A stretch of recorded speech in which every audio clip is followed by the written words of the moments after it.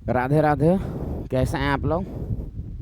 अरे मेरे भाई, ठीक हैं नहीं हैं? बोलो राधे राधे, सब ठीक हो जाएंगे। जिस तरह से जहर अपना प्रभाव हंस के खाओ, रो के खाओ, ज़बरदस्ती कोई खिलाए या अपने से खाओ, जिस तरह से जहर का प्रभाव पड़ता ही है, ठीक उसी प्रकार से राधे राधे बोलने के बाद उसका प्रभाव पड़ता ही है, चाहे जैसे बोलो चाहे जैसे बोलो, क्योंकि हम कुंज बिहारी वाले हैं। देखते हैं साइंस का है, देखते हैं साइंस का क्या क्वेश्चन है। से भूपर पट्टी में सर्वाधिक पाया जाने वाला तत्व कौन है? यह आपका 42वां यह 42वें बीपीएससी में यह क्वेश्चन पूछा हुआ है। यह 42वें 42 बीपीएससी में यह क्वेश्चन पूछा हुआ है कि भूपर पट्टी में सर्वाधिक मात्रा में पाए जाने वाला तत्व कौन है। अब यहाँ जो है ध्यान से समझिएगा, ये हमारे भूपर पट्टी में यानी कि पृथ्वी पर सर्वाधिक पाए जाने वाला तत्व कौन है? तो ये जो क्रमानुसार लिखा हुआ है, ऑक्सीजन, सिलिकॉन, एल्युमिनियम और लोहा, तो यह ऑक्सीजन क्या है? तो अधातु है, अधातु है। यहाँ पर ध्यान से समझिए, भूपर पट्टी में पाए जाने वाला सर्वाधिक मात्रा में पाए जाने वाला तत्व, ये एक क्वेश्चन के चक्कर में मत रहो, कई क्वेश्चन के चक्कर में रहो, क्योंकि कुंज बिहारी वाले हैं। भूपर पट्टी में सर्वाधिक मात्रा में पाए जाने वाला एक क्वेश्चन में कह रहा है तत्व। अब हमने आपको बताया अधातु, तत्व पूछे तो ऑक्सीजन, अधातु पूछे तो ऑक्सीजन। आ रही है बात समझ में? यानी कि भूपर पट्टी में सर्वाधिक मात्रा में पाए जाने वाला तत्व तो ऑक्सीजन, अधातु तो ऑक्सीजन। एक कर्मानुसार है, सबसे पहले ये दिमाग में रखिएगा, 1 2 3 4 एक कर्मानुसार है। यानी कि भूपर पट्टी में सबसे अधिक ऑक्सीजन, इसके बाद सेकंड स्थान आता है सिलिकॉन का, इसके बाद एल्युमिनियम का, इसके बाद लोहा का स्थान आता है। लेकिन क्वेश्चन दे देगा कि तत्व में तो ऑक्सीजन, अधातु में तो ऑक्सीजन, सिलिकॉन, सिलिकॉन क्या है? तो सिलिकॉन है उपधातु। ऐसे अलग अलग यदि पूछ दे, अलग अलग यदि पूछ दे तो अलग अलग बता रहे हैं। यदि पूछ दे कि भूपर पट्टी में सर्वाधिक, कर्मानुसार इसको सजाएं, कर्मानुसार, तो यह कर्मानुसार हो गया, ऑक्सीजन, सिलिकॉन, एल्युमिनियम, लोहा। यानी कि प्रश्न दे देगा कि भूपर पट्टी में कर्मानुसार तत्वों को सजाएं, तो ऑक्सीजन, सिलिकॉन, एल्युमिनियम, लोहा।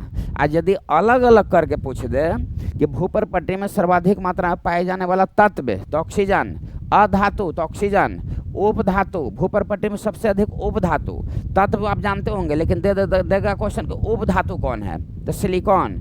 और एल्युमिनियम क्या है? धातु है, इसके अंत में यम लगा हुआ है।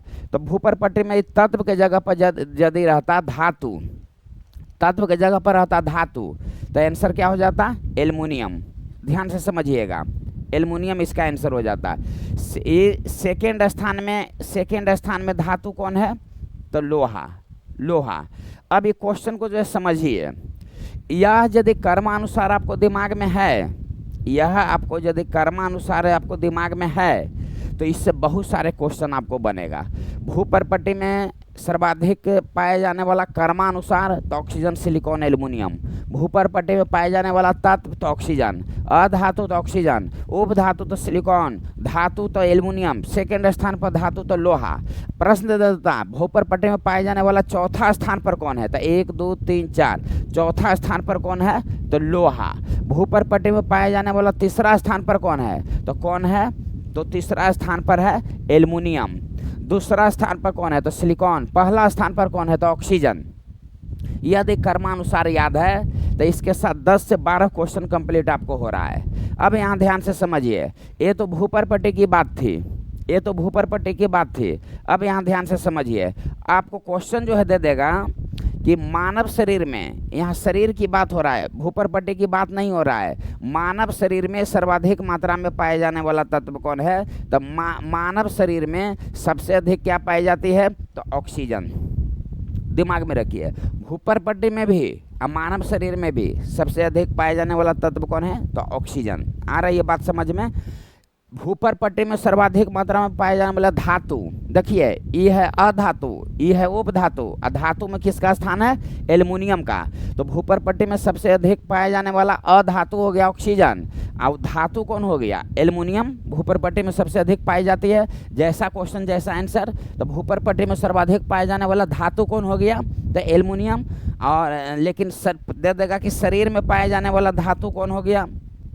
शरीर में पाए जाने वाला धातु कौन हो गया सबसे अधिक? तो कैल्शियम। कैल्शियम जो हो गया सबसे अधिक, दिमाग में रखिए। भूपर पट्टी में पाए जाने वाला सर्वाधिक मात्रा में तत्व ऑक्सीजन, अधातु ऑक्सीजन, धातु एल्युमिनियम। शरीर में पाए जाने वाला तत्व ऑक्सीजन, और शरीर में पाए जाने वाला धातु कौन हो गया? तो शरीर में पाए जाने वाला जो धातु हो गया वह हो गया कैल्शियम। आपका आ रही है बात समझ में? यदि दे देगा क्वेश्चन कि शरीर में पाए जाने वाला सबसे अधिक मात्रा में तत्व कौन है? तो ऑक्सीजन। और सबसे कम मात्रा में तत्व कौन है? तो मैग्नीज। सबसे कम मात्रा में तत्व कौन है? तो मैग्नीज। समझ रहे हैं बात को? सबसे कम शरीर में सबसे अधिक मात्रा में पाए जाने वाला तत्व ऑक्सीजन, और सबसे कम मात्रा में मैग्नीज, और शरीर में सबसे अधिक मात्रा में पाए जाने वाला धातु कैल्शियम। एक साथ इतना क्वेश्चन आपको जो है कवर हो रहा है। अब यहाँ जो है ध्यान से देखिए क्या क्वेश्चन देता है से। अब यहाँ जो है ध्यान से देखिए, कुंज बिहारी हमारी शान है और हम कुंज बिहारी की जान है, क्योंकि कंटेंट ही हमारा पहचान है। अब यहाँ जो है देखिए, अब यहाँ जो है देखिए, ये तो भूपर पट्टी की बात थी, समझ रहे हैं बात को। और यहाँ पर प्रश्न दे देगा कि वायुमंडल, वायुमंडल। तो वायुमंडल में, एटमॉस्फेयर में, वायुमंडल में सबसे अधिक नाइट्रोजन, इसके बाद ऑक्सीजन। नाइट्रोजन कितना? लगभग 78%। ऑक्सीजन कितना? लगभग 21%। आर्गन, आर्गन कितना? 0.93%। CO2 कार्बन डाइऑक्साइड कितना? तो 0.03%। ध्यान से समझिएगा। इसके बाद हीलियम, हीलियम तो 0.0005%। इसके बाद हाइड्रोजन तो 0.00005%। इसके बाद ओजोन, ओजोन तो 0.00006%। अब यहाँ ध्यान से आप समझिए कितना मामूली सा सब अंतर है, से गौर कीजिए। ये तो भूपर पट्टी की बात हो रही थी, यहाँ पर है वायुमंडल। ये भूपर पट्टी की जगह पर दे देता वायुमंडल। तो नाइट्रोजन 78% सबसे अधिक, ऑक्सीजन 21% सेकेंड स्थान, आर्गन का स्थान तीसरा नंबर। तो क्वेश्चन आपको देता है, ध्यान से समझिए, कि वायुमंडल में तीसरा गैस कौन है। ओहो, हम लोग याद कर लें वायुमंडल में सबसे अधिक तो नाइट्रोजन, और यहाँ दे रहा है कि वायुमंडल में तीसरा स्थान पर किसका स्थान है। तो तीसरा स्थान पर आर्गन, 1 2 3, तो तीसरा स्थान पर है। और यदि क्वेश्चन दे देगा आर्गन क्या है, आर्गन क्या है? अक्रिय गैस है। तो यदि क्वेश्चन दे देगा कि वायुमंडल में तीसरा स्थान पर गैस कौन है, तो आर्गन। यदि ही क्वेश्चन दे दे कि वायुमंडल में सबसे अधिक अक्रिय गैस कौन है, ये तो सबसे अधिक गैस न हो गया, यह सर्वाधिक गैस हो गया। सर्वाधिक आयतन के दृष्टिकोण से सर्वाधिक यह गैस हो गया, गैस। लेकिन क्वेश्चन दे देगा कि वायुमंडल में सबसे अधिक अक्रिय गैस, अक्रिय गैस क्वेश्चन दे देगा, अक्रिय गैस। तो आप क्या करेंगे? अक्रिय गैस क्वेश्चन दे देगा तो इसका आंसर क्या हो जाएगा? आर्गन। यानी कि वायुमंडल में आर्गन तीसरा स्थान पर है, लेकिन अक्रिय गैस में पहला स्थान पर है।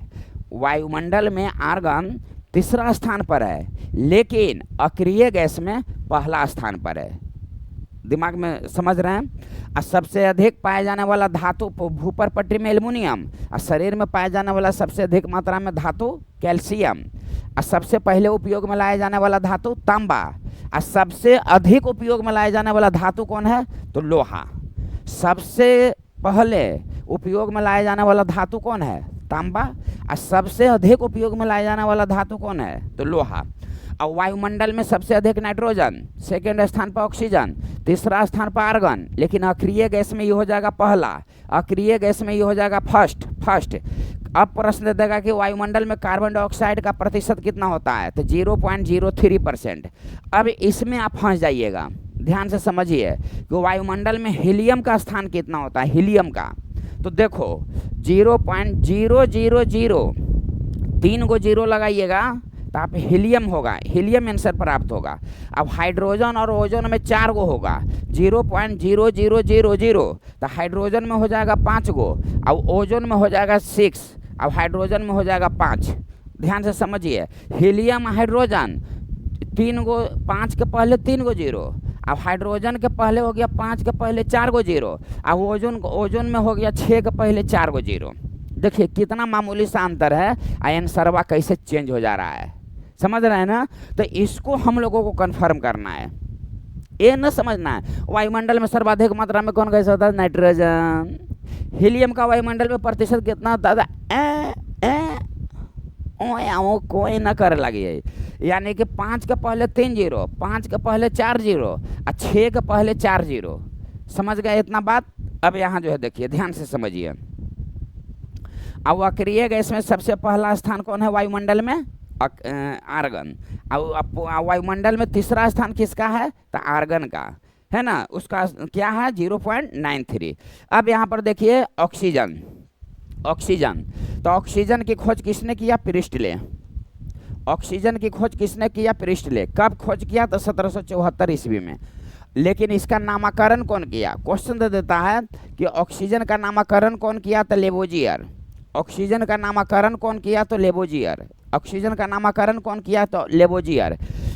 जल, जल देखें, जल, जल में जब आप विद्युत धारा को प्रवाहित करेंगे तो क्वेश्चन देता है कि जल में विद्युत धारा प्रवाहित करने पर, क्वेश्चन है ये आपका कि जल में विद्युत धारा प्रवाहित करने पर, जल में विद्युत धारा प्रवाहित करने पर, जल में विद्युत धारा प्रवाहित करने पर कौन सा गैस उत्सर्जित हो जाती है। तो जल में विद्युत धारा प्रवाहित करने पर, जल होता है ना जी H2O, तो इसमें से ऑक्सीजन गैस उड़ने लगता है, ऑक्सीजन गैस उड़ने लगता है, इसको नोट कर लीजिएगा। नेक्स्ट नंबर देखिएगा, हम लोग ऐसे करते हैं, जमाई लेते हैं। तो जमाई हम लोग क्यों लेते हैं, ऑक्सीजन की कमी हो जाती है, ऑक्सीजन की कमी हो जाती है तो उसकी पूर्ति करने के लिए हम लोग जमाई लेते हैं। नेक्स्ट नंबर देखिए, आलू का जो रंग हरा होता है, आलू का जो रंग हरा होता है वह ऑक्सीजन गैस की कमी के कारण होता है। आलू का जो रंग हरा होता है वह ऑक्सीजन गैस की कमी के कारण होती है।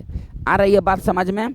अब नेक्स्ट नंबर देखिए, प्रश्न दे देता है कभी कभी, बहुत इंपॉर्टेंट पॉइंट है यहाँ पर देखिए कि हमारे शरीर में, क्वेश्चन आपका है कि हमारे शरीर में जो ऑक्सीजन होता है किस रूप में प्रेजेंट होता है। प्रश्न देगा कार्बोहाइड्रेट, वसा, प्रोटीन, एंजाइम। तो हमारे शरीर में जो ऑक्सीजन होता है वह एंजाइम के रूप में प्रेजेंट रहता है, वह एंजाइम के रूप में हमारे शरीर में प्रेजेंट रहता है, एंजाइम के रूप में हमारे शरीर में प्रेजेंट रहता है। एंजाइम क्या है, तो यह एक जैविक उत्प्रेरक है। एंजाइम क्या है, तो यह एक जैविक उत्प्रेरक है। एंजाइम क्या है, तो एक प्रोटीन है, प्रोटीन है। सभी एंजाइम प्रोटीन होते हैं लेकिन सभी प्रोटीन एंजाइम नहीं होते हैं। एंजाइम क्या है, तो एक जैविक उत्प्रेरक है, यह कैटलिस्ट का कार्य जो है करता है। अब यहाँ पर देखिए सिलिकॉन, सिलिकॉन है तो उपधातु है। कंप्यूटर का आईसी चिप्स किसका बना होता है, तो कंप्यूटर का आईसी चिप्स बना होता है, सिलिकॉन का कंप्यूटर का आईसी चिप्स बना होता है। लोहा के विषय में, एल्युमिनियम के विषय में, ये सब के विषय में आप साइंस का, इसका मतलब कि वीडियो नहीं देखे हैं, वीडियो देख लीजिएगा, धुआं धुआं उठा दिए हैं। बताइए क्वेश्चन दरोगा में पूछा हुआ है सबसे शुद्धतम लोहा, तो पिटवा लोहा, पीट पीट के शुद्ध बना दिया, इसे याद कर लीजिएगा। कार्बन के प्रतिशत सबसे अधिक किसमें, तो ढलवा लोहा में। लोहा का संकेत क्या है, तो Fe, इसका लैटिन नाम क्या है, तो फेरम। और लोहा को जंग लगने का कारण क्या है, तो ऑक्सीजन नहीं, ऑक्सीजन और नमी दोनों, यस। और जो जंग लगता है उसको क्या बोलते हैं, तो फेरस और फेरिक ऑक्साइड जो है बोला जाता है। अब ध्यान से जो है समझिएगा। नेक्स्ट नंबर जो है देखते हैं, ब्रह्मांड में सर्वाधिक मात्रा में पाए जाने वाला तत्व कौन है, तो ब्रह्मांड में सर्वाधिक मात्रा में पाए जाने वाला तत्व हाइड्रोजन है। अब यहाँ देखिए, अब यहाँ पर पूछ देगा कि ब्रह्मांड में सर्वाधिक मात्रा में पाए जाने वाला दूसरा तत्व कौन है, दूसरा स्थान पर पूछ देगा, तब आप फंस गए। ये क्वेश्चन पूछा हुआ है, दिमाग में रखिएगा। तो दूसरा स्थान पर कौन है, तो दूसरा स्थान पर है हीलियम।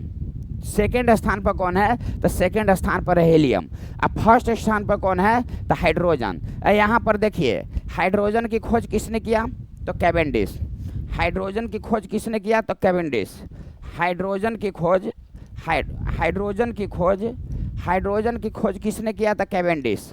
हाइड्रोजन की खोज किया कैवेंडिश ने, इसको दिमाग में रखिएगा। अब हाइड्रोजन की खोज किया कैवेंडिश। आवारा तत्व कहा जाता है, आवारा तत्व कहा जाता है हाइड्रोजन को। ब्रह्मांड में सबसे अधिक मात्रा में पाए जाने वाला तत्व। सबसे हल्का गैस बताइए, सबसे हल्का गैस कौन है? तो हाइड्रोजन। बताइए सबसे हल्का तत्व कौन है? तो ऑक्सीजन, और सॉरी हाइड्रोजन। बताइए सबसे हल्का अधातु कौन है? फंसा दिया ना जी। तो सबसे हल्का अधातु है हाइड्रोजन। सूर्य का निर्माण में, तारा का निर्माण में प्रथम स्थान किसका है? तो हाइड्रोजन का है। कैवेंडिश साहब ने हाइड्रोजन की खोज कैसे किया?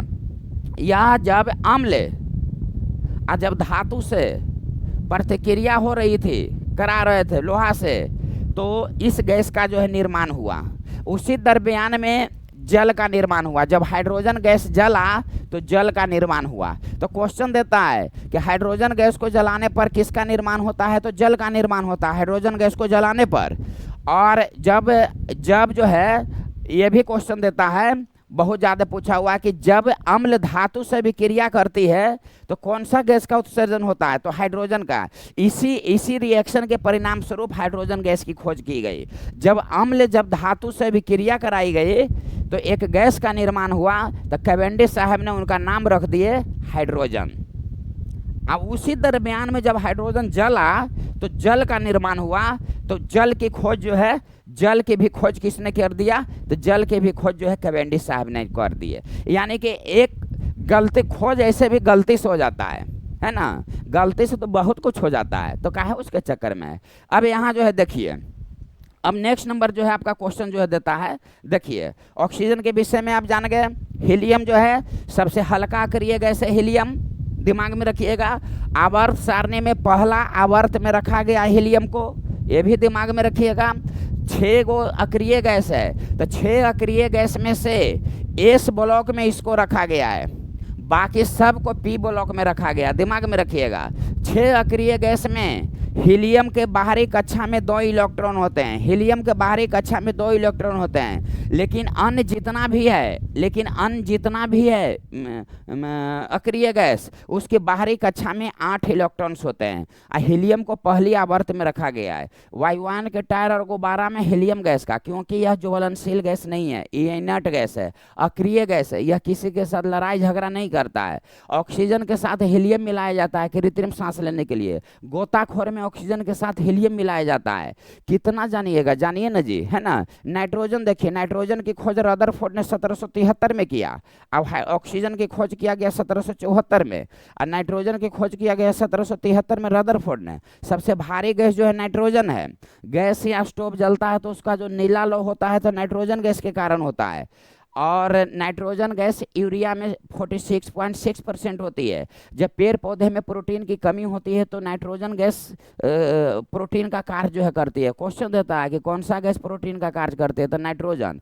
चिप्स वगैरह में नाइट्रोजन गैस होती है। गाड़ी के टायर वगैरह में जो है नाइट्रोजन गैस भरी जाती है। एक नाइट्रस ऑक्साइड होता है, हंसाने वाली गैस, तो नाइट्रस ऑक्साइड को बोलते हैं N2O, NO2 नहीं, गड़बड़ा मत जाइए, N2O nitrous oxide. Laughing gas को इसको लाफिंग गैस इसको कहते हैं। और ऑक्सीजन का खोज, N2O नाइट्रस ऑक्साइड का खोज, दोनों का खोज प्रिस्टले साहब ने किया था। इतना बात आ गई समझ में। अब नेक्स्ट नंबर देखते हैं, सबसे अधिक क्रियाशील धातु कौन है? तो सबसे अधिक क्रियाशील धातु जो है पोटेशियम है। और सबसे कम क्रियाशील, यानी कि सबसे अधिक अभिक्रियाशील है पोटेशियम, लेकिन सबसे कम अभिक्रियाशील कौन है? तो गोल्ड, Au। आ रही बात समझ में? Au, Aurum. चांदी का होता है Ag, अर्जेंटेनम ना होता है, ये हो गया सोना का संकेत।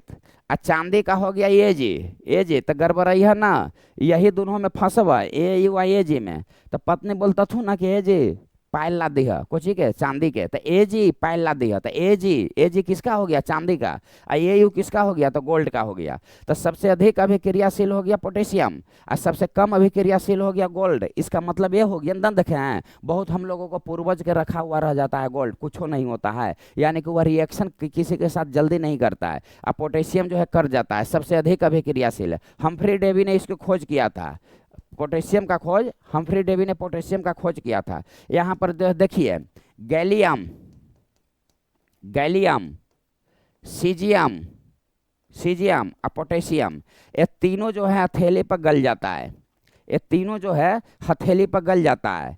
और सोडियम, सोडियम, पोटेशियम, लिथियम, ये तीनों को चाकू से काटा जा सकता है। गैलियम, सीजियम, पोटेशियम हथेली पर गल जाता है। गैलियम और सीजियम जानते होंगे, आज जान जाइए पोटेशियम। तो गैलियम, सीजियम, पोटेशियम हथेली पर रखने पर गल जाता है। और सोडियम, पोटेशियम और लिथियम को चाकू से काटा जा सकता है। सोडियम को किस में रखा जाता है तो मिट्टी के तेल में। फास्फोरस को किस में रखा जा सकता है तो जल में रखा जा सकता है। यहाँ पर देखिए सोडियम जो पीली रोशनी प्रदान करने वाला जो लैंप होता है सड़क के किनारे, वह होता है सोडियम का, उसमें प्रयोग किया जाता है। गोल्ड को आप जानबे करते हैं कि सोना Au है, और हम इसका संकेत होता है लैटिन नाम है। और गोल्ड जो है प्रश्न देता है कि सबसे कम अभिक्रियाशील है। अब यहाँ पर क्वेश्चन देखिए कैसे क्वेश्चन जो है आपको फंसा देगा से, यहाँ ध्यान से समझिए। क्वेश्चन आपको दे देगा, क्वेश्चन आपको दे देगा कि सबसे अधिक आघातवर्ध कौन होता है, सबसे अधिक आघातवर्ध कौन होता है। तो सबसे अधिक आघातवर्ध होता है गोल्ड, बस। सबसे अधिक तन्य कौन होता है तो सबसे अधिक होता है तन गोल्ड। एकरा में टेंशन कौन सी लेना है ना, टेंशन लेना है। देखो अब कैसे टेंशन हो गया, पूछ देगा कि दूसरा स्थान पर सबसे अधिक आघातवर्ध कौन रहे हैं, दूसरा स्थान पर तन कौन है, यानी कि तन मतलब सबसे अधिक तार खींचा जा सकता है, समझ रहे हैं ना। तो आघातवर्ध कौन है तो गोल्ड, सबसे अधिक तन्य कौन है तो गोल्ड, लेकिन दूसरा स्थान पर क्वेश्चन दे देगा तो चांदी। और चांदी पहला स्थान पर क्या हो जाएगा, विद्युत का सर्वश्रेष्ठ चालक, विद्युत का सर्वश्रेष्ठ चालक कौन हो जाएगा तो चांदी। लेकिन आघातवर्ध सबसे अधिक Au, तन्य Au, दूसरा स्थान पर सबसे अधिक आघातवर्ध कौन होगा, ये क्वेश्चन है। तो मुंह ऐसे बात दिया सबसे अधिक आघातवर्ध सोना, दूसरा स्थान पर चांदी, सोना चांदी ना एक साथ बोला हूँ, सोना चांदी, सोना चांदी, सोना चांदी। सोना किस में घुल जाता है तो अम्ल राज या एक्वा रेजिया में। सोना किस में घुल जाता है तो अम्ल राज या एक्वा रेजिया में सोना घुल जाता है। यह अम्ल राज या एक्वा रेजिया किसका मिश्रण होता है तो ACl plus HNO3, HCl hydrochloric acid, ये होता है नाइट्रिक एसिड। नाइट्रिक एसिड को ओस्टवाल्ड विधि द्वारा बनाई जाती है, ओस्टवाल्ड विधि द्वारा नाइट्रिक एसिड को बनाई जाती है, इसको दिमाग में रखिएगा। और सल्फ्यूरिक एसिड का संपर्क विधि या सिस्कच विधि, तो संपर्क विधि द्वारा जो बनाई जाती है जब प्लेटिनम का चूर्ण मिलाई जाती है, सिस्कच विधि द्वारा जो मिलाई जाती है नाइट्रोजन ऑक्साइड मिलाई जाती है। अम्ल राज या aqua regia HCl plus HNO3 का मिश्रण होता है, यानी कि इसका अनुपात जो होता है 3:1 होता है। इसी में जो है सोना जो है घुल जाता है। लोहा के विषय में जान ही चुके हैं। नेक्स्ट नंबर जो है देखिए क्या क्वेश्चन देता है ऐसे, सबसे भारी प्राकृतिक तत्व है, सबसे भारी प्राकृतिक यहाँ लगा हुआ है, प्राकृतिक की जगह पर दे देगा कृत्रिम, तो कृत्रिम जो हो जाएगा अन्य, अन्य ऑक्टियम, अन्य ऑक्टियम कृत्रिम हो जाएगा। प्राकृतिक में जो हो जाएगा से यूरेनियम हो जाएगा, समझ रहे हैं बात को। ओस्मियम सबसे भारी धातु है, सबसे भारी धातु कौन है तो ओस्मियम है। सबसे हल्का धातु कौन है तो सबसे हल्का धातु हो गया लिथियम। और सबसे हल्का अधातु कौन हो गया पहले ही बता दिए हैं हाइड्रोजन। अब हाइड्रोजन का सबसे कम परमाणु त्रिज्या होती है, प्रश्न देता है कि सबसे कम परमाणु त्रिज्या, यानी कि सबसे कम परमाणु त्रिज्या, सबसे कम परमाणु त्रिज्या किसकी होती है तो सबसे कम परमाणु जो त्रिज्या होती है वह हाइड्रोजन की होती है। आ रही है बात समझ में। और सबसे हल्का धातु होती है लिथियम, यही लिथियम का प्रयोग जो है मोबाइल के बैटरी में किया जाता है, मोबाइल की बैटरी में किया जाता है। सबसे प्रबल उपचायक, सबसे प्रबल अपचायक तो लिथियम, सबसे प्रबल अपचायक कौन हो गया तो लिथियम। फ्लोरीन के नाम सुने हैं, सबसे अधिक विद्युत ऋणात्मक कौन हो गया तो फ्लोरीन। सबसे अधिक विद्युत धनात्मक नोट कर लेना तो सीजियम, सबसे अधिक विद्युत धनात्मक फ्लोरीन, सॉरी, सबसे अधिक विद्युत धनात्मक सीजियम, ऋणात्मक फ्लोरीन। प्रश्न देगा कि कौन आसानी से यानी कि सबसे अधिक विद्युत ऋणात्मक कौन है? फ्लोरीन। वह आसानी से ग्रहण नहीं कर सकता है। अब यहाँ ध्यान से समझिए, अब मोबाइल की बैटरी में लिथियम, हल्का धातु लिथियम, सबसे भारी धातु ओस्मियम हो गया। पारा को क्या बोलते हैं? पारा को बोलते हैं क्यूबिक सिल्वर। पारा को बोलते हैं क्यूबिक सिल्वर या तिर्भ चांदी। पारा उष्मा का क्या होता है? सुचालक होता है। तन थर्मामीटर में इसका प्रयोग किया जाता है जी। तन टेम्परेचर को ग्रहण करता था, भागता है ऊपरे फुरसुन। यह अम्लगम नहीं बनाता है, यह जो है अम्लगम नहीं बनाता है, इसीलिए इसको थर्मामीटर में। इसका संकेत क्या होता है? तो इसका संकेत होता है Hg। अब दिमाग में रखिएगा, ब्लड प्रेशर पूछ देगा कि कितना है, तो 120/80 है। वो स्फेगमो मैनोमीटर में भी पारा का प्रयोग किया जाता है। 120/80 याद रखे से खाली न काम चलेगा। mm और Hg याद रखिएगा, क्योंकि Hg उसमें पारा मिलाया जाता है, अब मिलीमीटर में उसको मापा जाता है। ये न कि Hg mm में याद रखिएगा, नहीं, mm और Hg याद रखिएगा। अब नेक्स्ट नंबर जो है देखते हैं, कौन सी धातु सामान्य ताप पर द्रव अवस्था में होती है? तो धातु पूछ रहा है, धातु द्रव अवस्था में तो पारा। और यदि अधातु पूछता, आप लोग जानते हैं अधातु पूछता तो ब्रोमीन हो जाता है। अधातु होता है ठोस और गैस के रूप में। जो धातु होता है ठोस और गैस के रूप में होता है। यह अपवाद में ब्रोमीन जो है द्रव अवस्था में होता है। अधातु जो होता है वह विद्युत का कुचालक होता है। दिमाग में रखिए, धातु विद्युत का सुचालक, अधातु विद्युत का कुचालक। लेकिन अपवाद में कौन है? अधातु का ग्रेफाइट। ग्रेफाइट एक ऐसा धातु है जो सुचालक होता है, लेकिन ऐसे इसका जनरली जो लक्षण होता है से नॉन कंडक्टर होता है, कुचालक होता है। धातु आवर्त सारणी में किस ओर होती है? तो बाईं ओर। अधातु किस ओर होती है? तो दाईं ओर। नोट कर लेना, हल्का में मत लेना, बाईं ओर और दाईं ओर, धातु और अधातु। धातु की प्रकृति क्या होती है? तो क्षारीय। अधातु की प्रकृति क्या होती है? तो अम्लीय। इसको हल्का में, इस सब को नहीं लेना। अब यहाँ पर ध्यान से समझिए, सीजियम, सबसे अधिक विद्युत धनात्मक कौन है? सीजियम।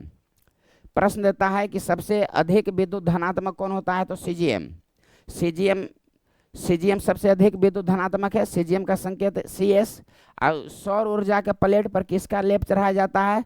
तो सौर ऊर्जा के प्लेट पर सीजियम का लेप चढ़ाया जाता है। और कैप्सूल के ऊपर किसका लेप चढ़ाया जाता है? तो स्टार्च का।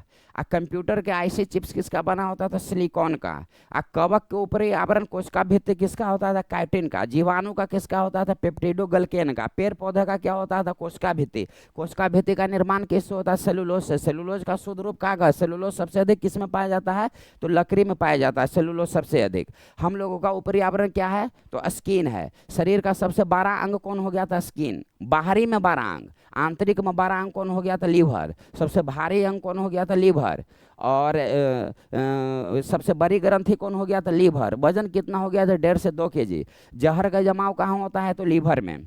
और लीवर में जहर का जमाव होता है, जब जहर प्रवेश करता है तो उसको कौन कोशिका रोकता है? तो कुफर कोशिका। और लीवर का अध्ययन क्या कहलाता है? हेपेटोलॉजी। और लीवर का निर्माण जिस कोशिका से होता है उसका क्या नाम है? तो हेपेटिक कोशिका। कितना जानिएगा जी, कुंज बिहारी वाले हैं। अब यहाँ जो है देखिए, यह आपका हो गया क्वेश्चन। यह क्वेश्चन हम जानबूझकर इजी और मॉडरेट रखे हैं, हार्ड क्वेश्चन नहीं रखे हैं। इजी या मॉडरेट। इजी का मतलब बिल्कुल आसान, और मॉडरेट का मतलब हो गया कि ना इजी है ना हार्ड है, बीच बीच का है। तो वैसा क्वेश्चन को सोल्व करने का प्रयास हमने किया है कि जो आपसे मिस्टेक हो। नेक्स्ट वीडियो में मिलते हैं साइंस का, इसको नोट बना लीजिएगा और एक साथ बोलिए कौन सी? राधे राधे। राधे राधे तो सबसे पहला स्थान रखना है। कुंज बिहारी हमारी शान है और हम कुंज बिहारी की जान है, क्योंकि कंटेंट ही हमारा। बोलिए तो ना बोल बोलूँ। चलिए ये तो जरूर बोलिएगा। राधे राधे। मिलते हैं नेक्स्ट वीडियो में।